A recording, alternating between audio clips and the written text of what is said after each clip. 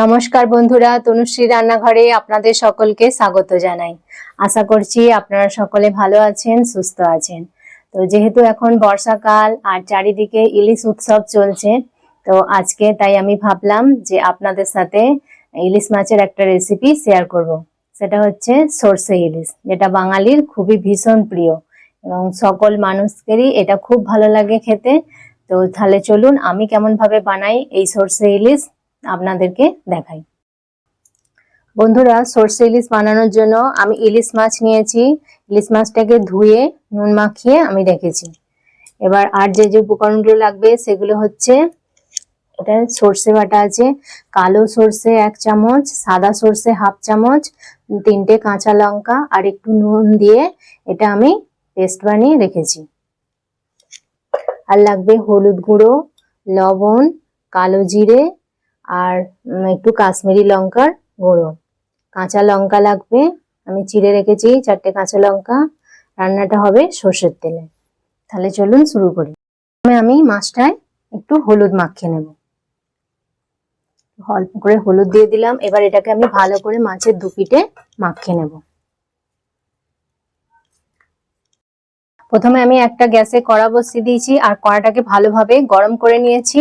এবার আমি কড়ার মধ্যে সর্ষের তেল দিয়ে দিচ্ছি।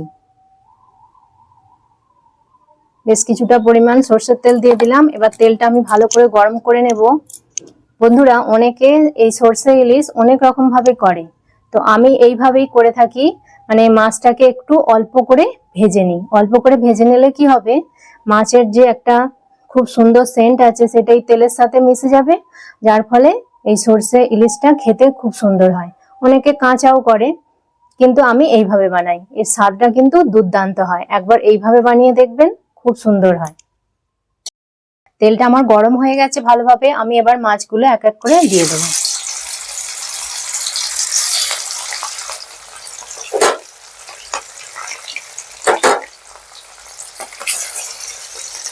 তারপরে আমি মাছগুলো ভাজবো একদমই হালকা, জাস্ট। দেখুন, এক পিঠটা আমার ভাজা হয়ে গেছে। যেহেতু আমি খুব অল্পই ভাজবো, সেই জন্য আমি খুব তাড়াতাড়ি এটা উল্টে দিলাম। আর খুব সাবধানে এটা উল্টাতে হবে। মাছটা যেহেতু খুব নরম, তাই ভেঙে যেতে পারে, সেই জন্য খুব সাবধানে আস্তে আস্তে এটাকে উল্টে দিতে হবে। মাছটা আমার ভাজা হয়ে গেছে আর আমি মাছটা তুলে নিয়েছি। দেখছেন, খুবই অল্প একদম ভেজেছি। প্রথমে একটু কালো জিরে দিয়ে দেবো। অল্প একটু কালো জিরে দিয়ে দিলাম আর 2টো কাঁচা লঙ্কা দিয়ে দেবো। এবার এইটা কালো জিরে আর কাঁচা লঙ্কাটা একটু ভাজা ভাজা হয়ে যাবে। এর মধ্যে এবার আমরা একটু হলুদ দিয়ে দেবো। এই তেলের ওপরে হলুদ আর কাশ্মীরি লঙ্কার গুঁড়োটা আমরা দিয়ে দিলাম। এতে দিলে কি হবে, কালারটা খুব সুন্দর আসবে তেলের ওপরে দিলে, আর হলুদের যে কাঁচা গন্ধটা সেটাও চলে যাবে। এবার এটাকে 2 সেকেন্ড মতো ভেজে নেব। এটা দিয়ে দিচ্ছি।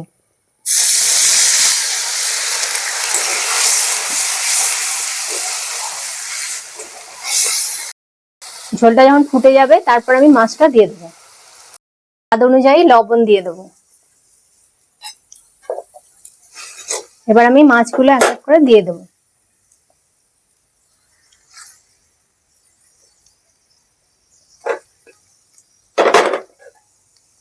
দিয়ে ভালো করে ঝোলের সাথে আলতো হাতে মিশিয়ে দিলাম।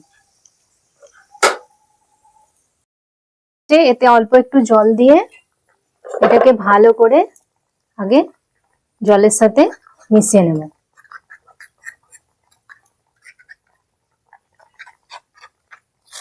এভাবে ভালো করে পেস্টটাকে আমি মিশিয়ে নিলাম। নিয়ে এবার আমি ঝোলের মধ্যে দিয়ে দেবো।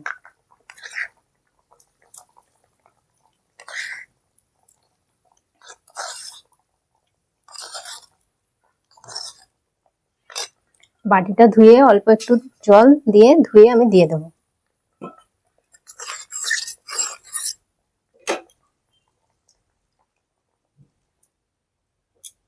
এবার ঝোলটাকে আমি ভালো করে একটু ফুটিয়ে নেব।